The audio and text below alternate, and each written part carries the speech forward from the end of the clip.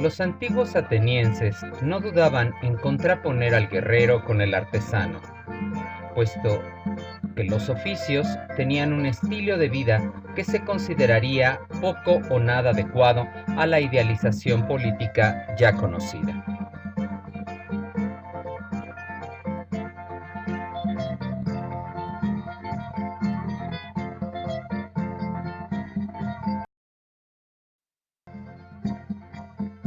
La única forma digna de trabajo manual era la agricultura. El campesino que encuentra en su propiedad medios suficientes para sostener a su familia era objeto de admiración. Por el contrario, depender del prójimo para el sustento cotidiano era atentar contra la libertad propia, ya que ¿cómo podría ser dueño de sí mismo aquel que necesita del dinero de otro para vivir? En un principio, el hogar griego era productor autónomo. El alimento lo obtenían de sus propios campos, de sus ganados. Con la lana de sus ovejas se fabricaba la tela de sus vestidos. Los muebles de su casa eran obra de las manos del señor del hogar, que los fabricaba con la madera que obtenía de sus propios campos o de sus excursiones al bosque cargando su hacha. Pero, en el siglo de Pericles, los atenienses se habían acostumbrado a obtener los objetos de la vida cotidiana en los talleres y no en la producción casera.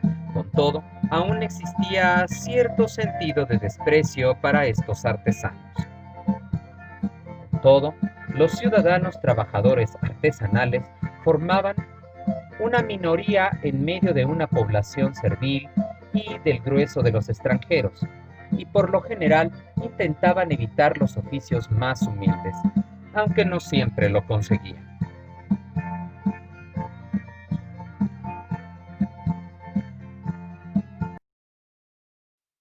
Resulta paradójico que en un recinto urbano como Atenas, la actividad principal de la mayoría de los ciudadanos fuera la agricultura, pero así sucedía. Sin embargo, la pobreza del suelo hacía que la mayor parte del trigo que la ciudad consumía fuera de importación, siendo Egipto y el Ponto los principales productores. De esta manera podemos comprender que la población campesina del Ática no era del todo autosuficiente. Desde el siglo VI a.C., los grandes dominios de los latifundistas, comunes en el resto de Grecia, habían sido divididos y la mayoría de los ciudadanos vivía en sus tierras o de sus tierras, ya solo o auxiliado por esclavos.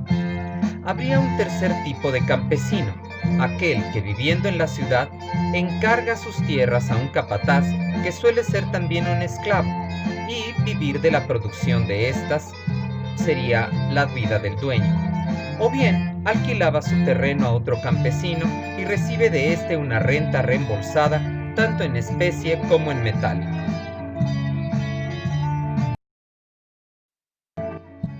Los procesos de sembrado y cosecha ya han sido descritos en clases anteriores. Solo resta ahora notar cómo se llevaba a cabo la trilla. El trigo en gavillas se extiende en un piso embaldosado y se le hace pisotear por bestias de carga atadas a una estaca, mientras ésta da vueltas en torno suyo. El grano obtenido se molía en un mortero con la ayuda de un mazo de madera o de piedra, tarea que por lo regular era realizada por las mujeres. Otra cosecha importante era la de las aceitunas, la cual se llevaba a cabo a mano y golpeando las ramas de los olivos con unas varas de madera, haciendo que el fruto cayera a tierra y de allí se recogiera. Las frutas eran depositadas en una prensa conformada por dos piedras, de las que una era fija y la otra móvil. Bajo la acción de esta prensa se obtenía el famoso aceite ático.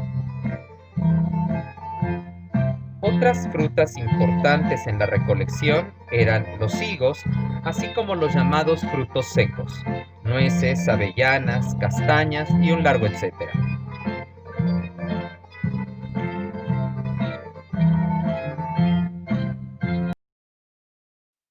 El único endulcorante que conocían era la miel, siendo reconocida como la mejor aquella producida por las abejas del monte Imeto, cercano a Atenas.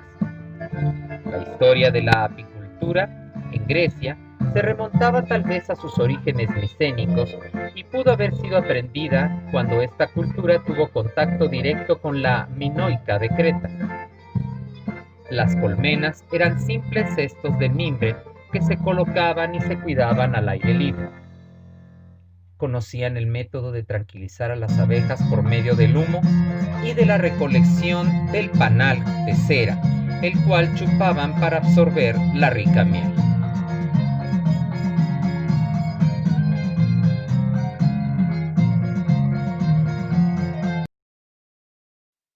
Las legumbres eran consideradas en Atenas como un lujo, siendo importadas principalmente de Beocia y Megáride, aunque las atenienses producían coles, lentejas, guisantes, cebollas y sus amados ajos. Las flores eran otro cultivo importante en la antigüedad, normalmente empleadas para la fabricación de guirnaldas que eran utilizadas en fiestas públicas y privadas, aunque no se descarta algún empleo culinario.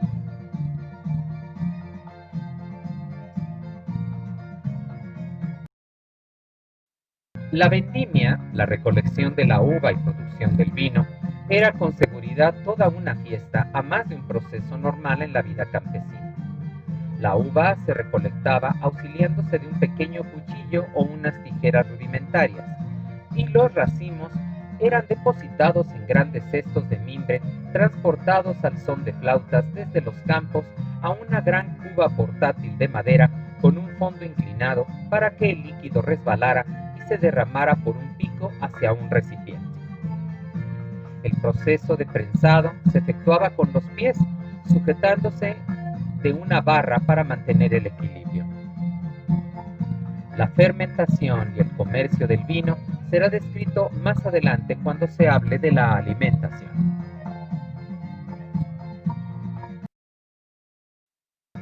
La crianza de ganado era otra actividad del campesino ático. Debido a que sus campos eran poco feraces, la cría de ganado bovino y equino no era un negocio próspero en las tierras de Atenas, prefiriéndose entonces a los asnos y mulos para el trabajo del campo y la crianza de cerdos, cabras y ovejas. La oveja era de hecho el animal más productivo, ya que producía leche, carne y lana.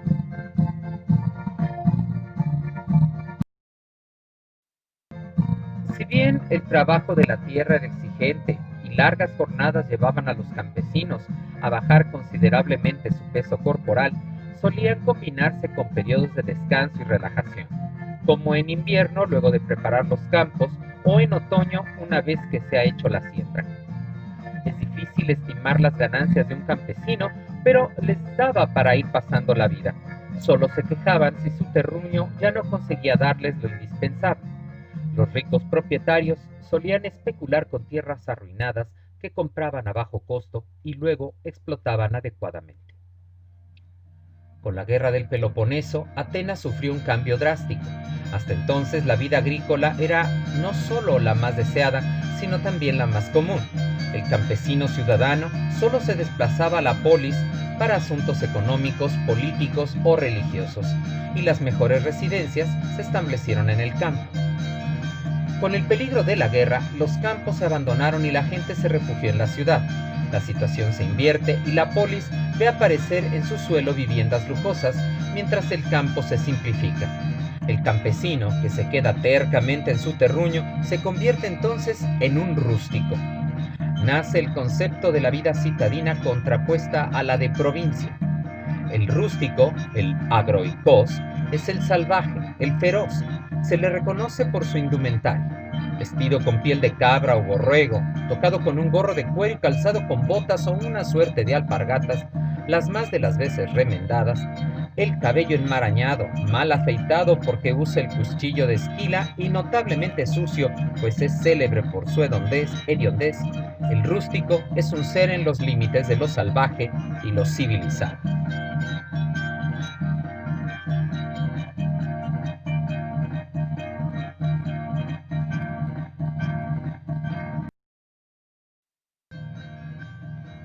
En el siglo de Pericles la industria se incrementó. La población urbana suele obtener su diario sustento en algún oficio y aunque unos suelen todavía realizar labores en el hogar, no dudan en adquirir otras cosas de los artesanos especializados o bien vender su excedente. En un principio los artesanos se agrupaban en aquel barrio o localidad cercana a la fuente de sus materias primas, como es el caso de los alfareros del cerámico junto al famoso Cabo Colias, donde se hallaba la mejor arcilla. Pero en Atenas solo las industrias extractivas de los metales y la cantera todavía tenían a sus artesanos junto a su fuente de trabajo. El Estado no reglamentaba el trabajo artesanal, tan solo el orden y la protección de los bienes públicos. Un ciudadano prefería tener un oficio que desempeñarse como obrero, aunque muchos no tenían más opción y acudían al colono Agorayos, cerca del Ágora, a ofrecer sus servicios y a emplearse por un día o un tiempo mayor según el contratista.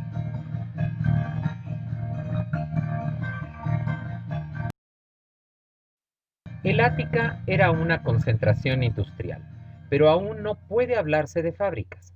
Cuando un taller era lo suficientemente exitoso, contaba con un centenar de esclavos, como los 120 de Céfalos, el padre del orador Lisias. Solo las minas tenían grandes concentraciones de esclavos, pero estos pertenecían a diversos concesionarios.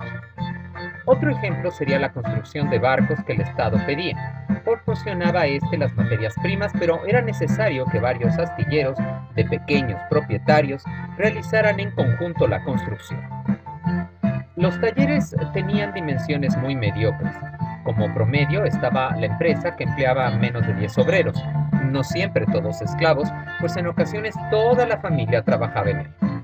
Muchos de estos talleres se acondicionaban en un cuarto de la casa o en un simple cobertizo, o se empleaba el patio donde se construía un horno para la fragua, la alfarería o el metal.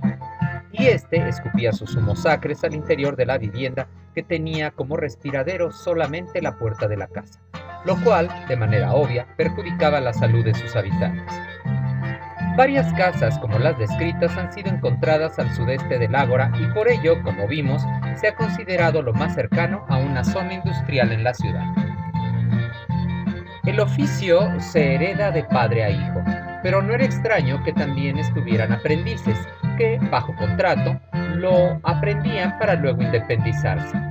En ocasiones, los maestros organizaban concursos para elegir a sus aprendices de entre un buen número de interesados, puesto que la especialización ya existía en Atenas. Un alfarero modela un vaso, otro lo decora y confía a un tercero que lo coloca en el horno bajo la vigilancia de un cuarto obrero que terminará extrayéndolo terminado. Con todo, es solo una ordenación inteligente del trabajo, no una producción en masa, y no era común un taller de 5 empleados como el expuesto, sino el del particular que lo hacía todo con sus exiguas herramientas. El trabajo iniciaba con el canto del gallo y el final del día señalaba también el de la labor, aunque los pobres lo continuaban a la luz de las lámparas y a veces estas alumbraban las ventas de algún tendero que le abrió a un cliente trasnochado.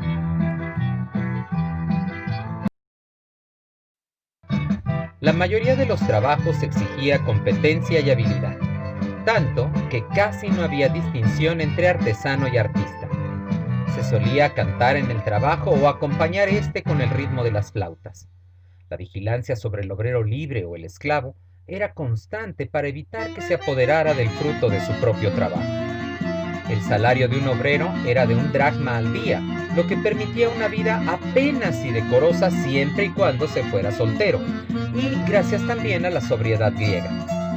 También es cierto que algunos obreros especializados recibían un salario por horas de trabajo, pero no era lo común. Así, pasemos ahora a algunos oficios atenienses.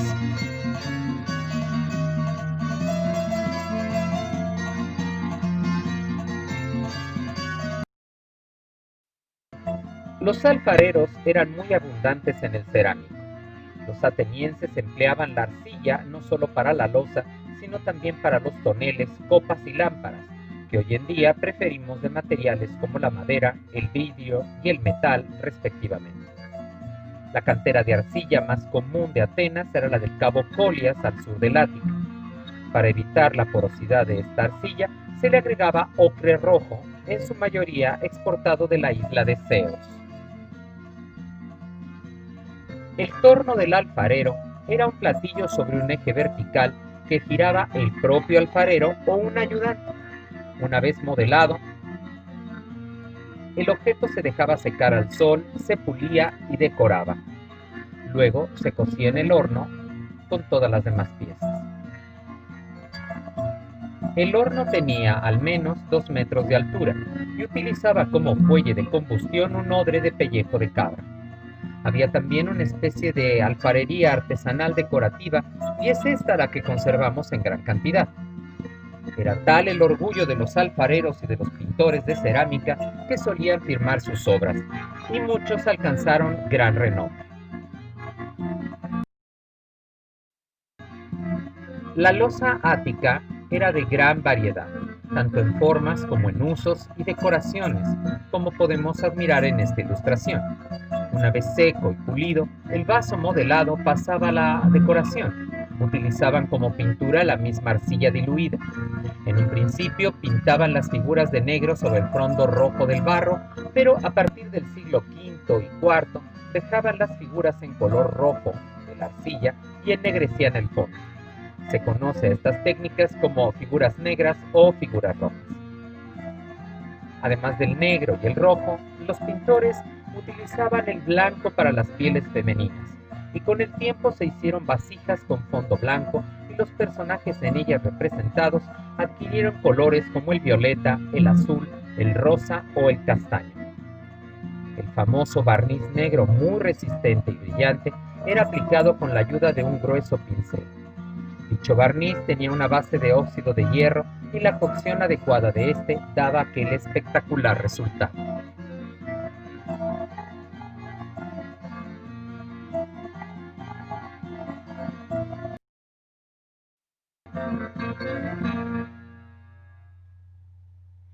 Los herreros utilizaban el horno de manera semejante que los alfareros, pero anexaban como herramientas el yunque, las tenazas y un buen martillo. Con estos elementos cualquiera podía ser herrero en la famosa ciudad. Los herreros hacían cualquier pieza de metal, pero algunos preferían concentrarse en una sola rama, como los escultores o los armeros, o los fabricantes de herrajes, e incluso hubo especializaciones dentro de estos campos, como el armero que solo fabrica escudos, dagas o cascos.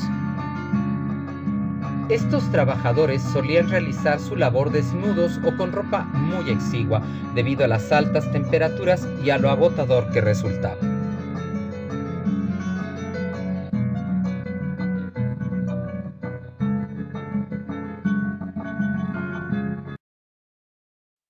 Los carpinteros, ebanistas y canteros empleaban herramientas parecidas: escuadras, compases, moldes, taladros, martillos, etc. La diferencia entre ellos radicaba en la disponibilidad del material que necesitaban.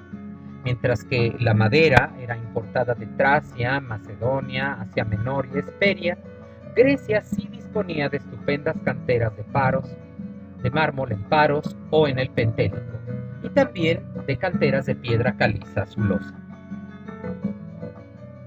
El trabajo del cantero era arduo. Cortaban los grandes bloques y los movían por medio de poleas rudimentarias. Las piedras se unían por medio de garfios de metal, lo que ya de por sí es obra de un artista. Solían pintarse las piedras empleadas para la escultura e incluso para los templos, como también ya hemos visto.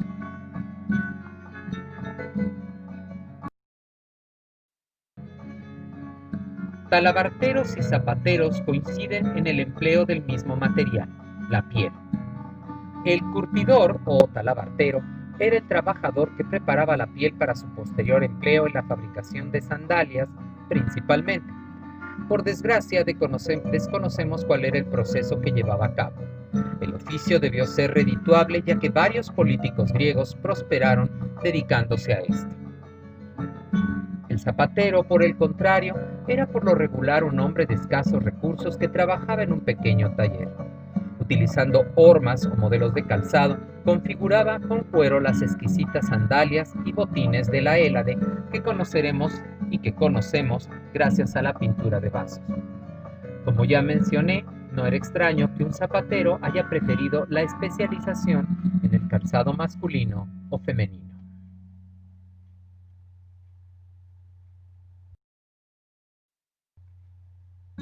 Tejedoras y tintoreros se interrelacionaban, aunque el primero solía ser uno de los pocos oficios casi exclusivamente realizado por mujeres. La mayoría lo hacía en su casa, pero también había obreras en talleres. La lana se lavaba en agua caliente para luego ser cardados los copos estirándolos y apretándolos contra los muslos, en ocasiones utilizando un semicilindro de arcilla rugosa llamado epinetron, el cual, encajándolo en la rodilla y en la parte inferior del muslo, sirve para apretar contra él la lana y formar el hilo. También, para ayudarse de la tarea, las mujeres contaban con el caballete o burro, onos literalmente, donde solían colocar el pie en alto, comprimiendo el hilo con los dedos y enrollándolo en un ovillo, usando para esto una rueca fina con un huso. Finalmente, el hilo se teje en un telar derecho, vertical. Una vez colocada la urdimbre, se entrelazan los hilos de la trama gracias a la lanzadera. El tintorero o batanero preparaba el tejido de lana o lino antes para sumergirlo en un baño de tintura, con el fin de que el color resistiera el lavado de la prenda y no destiñera.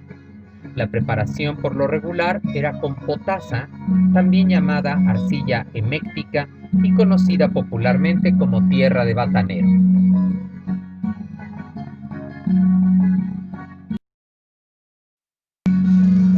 Es poco lo que sabemos de los pescadores, aunque debió ser un oficio sumamente común, tomando en cuenta los amplios litorales griegos. Sabemos que había pesca importante en la región del Ponto Euxino, desde donde se exportaba gran cantidad de salazón al mercado de Atenas.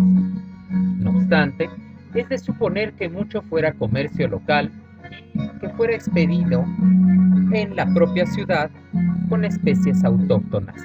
Aún así, ignoramos todo lo referente a la actividad pesquera que se puede colegir tenía un carácter artesanal e individual y no uno como el actual.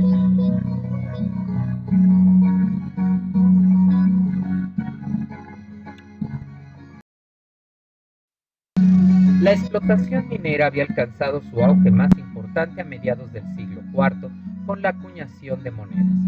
El Estado ateniense era el dueño del subsuelo y adjudicaba a particulares su explotación mediante el pago de una renta. Se obtenían buenas ganancias si se tenía suerte, puesto que la renta no era muy gravosa. Se cree que por lo general eran dichos explotadores personas cuyos patrimonios estaban cerca de la zona minera. Los que se dedicaban a esto eran verdaderos amantes del peligro, generalmente vivían cerca de las minas, como digo, y vigilaban los trabajos, e incluso manejaban el pico asegurando su inversión. Cuando eran ricos, los adjudicatarios no llegaban a estos extremos, pero solían preferir inversiones más seguras, aunque no tan productivas. En las minas había verdaderas hordas de esclavos, las más de las veces alquilados a otro u otros, los cuales se encargaban de la explotación de las minas. Las instalaciones de la superficie, como son los talleres de trituración de minerales, los lavaderos y las fundiciones, pertenecían incluso a un tercero.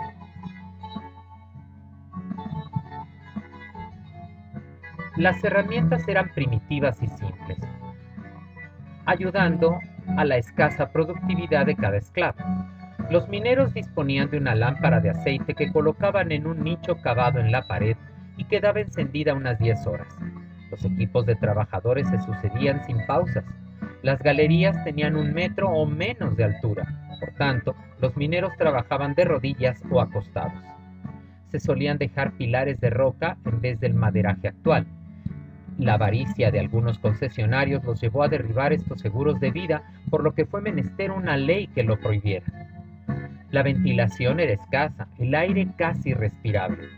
Detrás del minero que cavaba con un pico, otro trabajador, algunas veces mujeres o niños, recogían el mineral en cestos y lo transportaban a la superficie, en la espalda, subiendo a ella por endebles escaleras de madera. Allí pasaba a ser triturado con morteros, luego con molinos, lavado y finalmente fundido en el horno. El metal obtenido se vendía, de ser plomo, en galápagos, que son lingotes cortos de unos 15 kilos. La plata se refinaba y se llevaba al Argyropouyon, donde se acuñaban las monedas.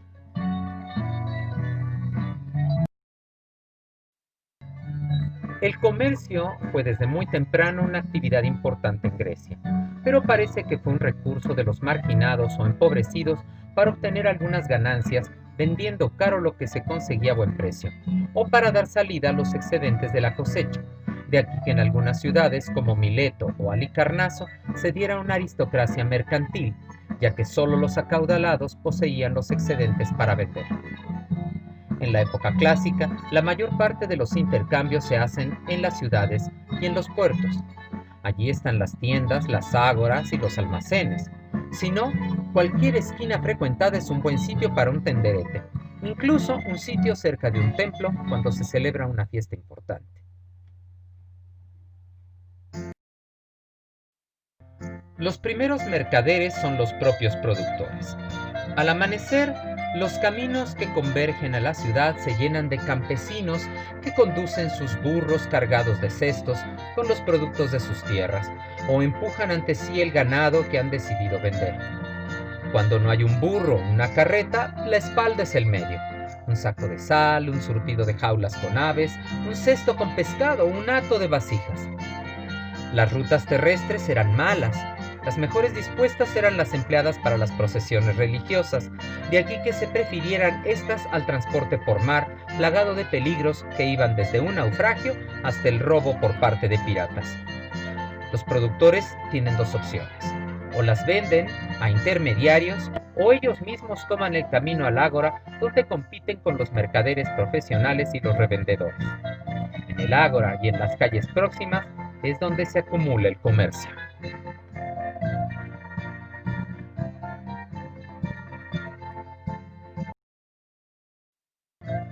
Todos tienen algo que vender. Este ofrece sus telas recién teñidas con murice de Fenicia. El alfarero presume la excelencia de sus cacharros. El megarense aquel levanta un lechoncito que chilla azorado. El pescador del Copais ofrece sus famosas anguilas. Todos se cruzan de un lado a otro, revolotean como moscas sobre un barro de miel. Los vendedores de aceite ofrecen al cliente una muestra de su calidad vertiendo el dorado líquido en un lécito, mientras las ánforas descansan junto a ellos. A su lado se vende el vino espumoso. Más allá, una mujer ofrece legumbres y se da tiempo para insultar a su vecina que clama la calidad de su lana. Allá se apilan las vasijas, los cuchillos y las cacerolas. El carnicero golpea los trozos de carne sobre un tablón y otro ofrece su caza fresca. Incluso hay un lugar para los libros. Todo puede encontrarse en Atenas.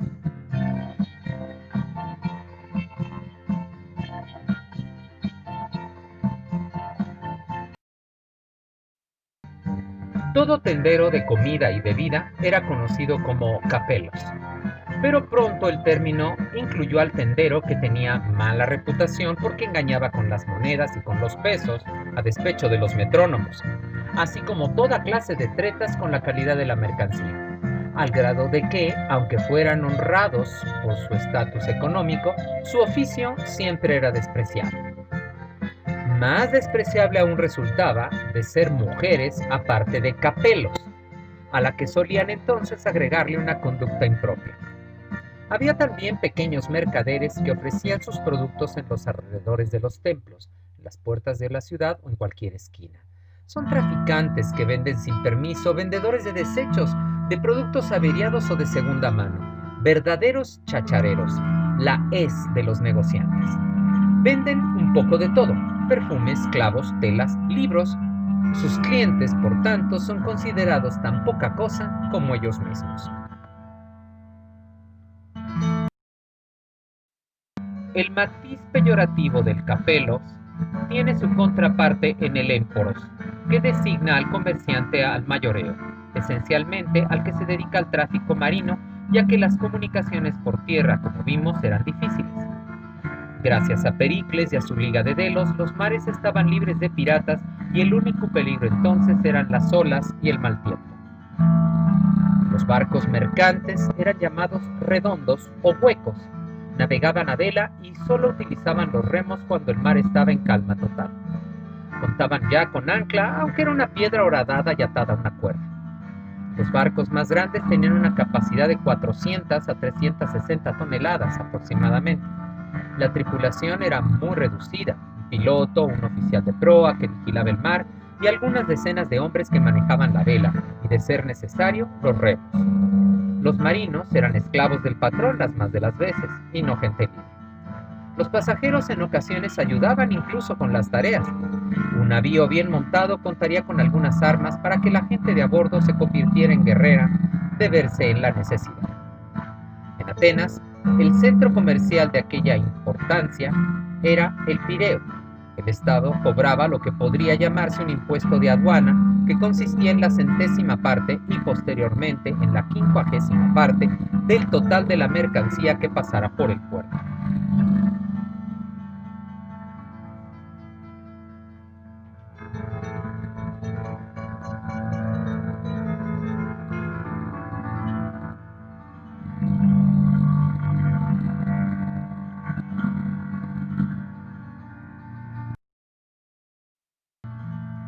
El mercado de trigo en el Pireo, llamado Alfitópolis, era el más controlado por los estados, pues representaba el aprovisionamiento de la población y el ejército. Las leyes eran severas contra todo acaparamiento, desde el citopoles o mayorista hasta molineros y panaderos, al grado de que su incumplimiento llevaba a los magistrados especiales, los citofílaques, a darles grandes multas. Los países productores de cereales eran el Ponto Euxino y Egipto. Sucedía que los ricos comerciantes fueran a la vez los armadores de los barcos, pero la mayoría de los émporoi necesitaban de socios para lograr su comercio. Por lo regular eran los náucleros o patrones del navío, y se ocupaban propiamente de la navegación y recibían un flete. El émporos o comerciante que compra la mercancía es también quien la vigila durante la travesía y la vende en su destino. Había un tercer miembro, el proveedor de fondos para dicha aventura comercial, el banquero o trapezites, que suministra los medios para la compra del cargamento. Los émporoi son ciudadanos o extranjeros, son residentes o de paso. Por lo general son de condición relativamente modesta, que se ven en la necesidad de endeudarse con la esperanza de obtener buenos dividendos gracias a la venta de la mercancía. Algunos navegan por su cuenta, pero la mayoría paga su pasaje, fleta el barco con el dinero que ha obtenido en préstamo, y este lo ha tenido con grandes intereses del banquero. El banquero presta el dinero para empresas muy arriesgadas y por ello poco a poco se fue creando una garantía en forma de hipoteca sobre el barco y la carga. En caso de naufragio, el acreedor perdía su derecho y el deudor se vería libre de la deuda, de ahí que se dieran hundimientos fraudulentos y el émporos fuera sujeto a proceso por estafa. A los extranjeros se les trata con cierto recelo, incluso en los tribunales, sin que se pueda hablar de xenofobia. Las relaciones entre estos tres personajes eran efímeras, durando cuando mucho el viaje de ida y vuelta. Los banqueros eran por lo general antiguos esclavos, son propiamente cambistas y no tuvieron la función de nuestros bancos como instituciones que financiaran inversiones productivas. Eran literalmente mesas, trapezai, donde el extranjero podía cambiar sus monedas locales. Pero hacia finales del siglo V en Atenas, los banqueros también recibían dinero en depósito que manejaban en empréstitos, no solo con fines comerciales, sino que podían utilizarlo por medio de iniciativa propia, es decir, prestando el dinero. Esto redundó finalmente en que se buscara el consentimiento del ahorrador. Las ganancias podían ser del 20 al 40% del capital invertido, pero los riesgos podían ser grandes. El banquero debía conjuntar un espíritu ordenado, cierta ductibilidad con astucia y fineza. Algunos banqueros llegaron a ser hombres ricos. A pesar de su origen servil y bárbaro, el banquero solía dispensar grandes beneficios a la ciudad y con ello comprar su derecho de ciudadanía, aunque nunca el aprecio de la aristocracia, para quien siempre seguiría siendo un advenedizo.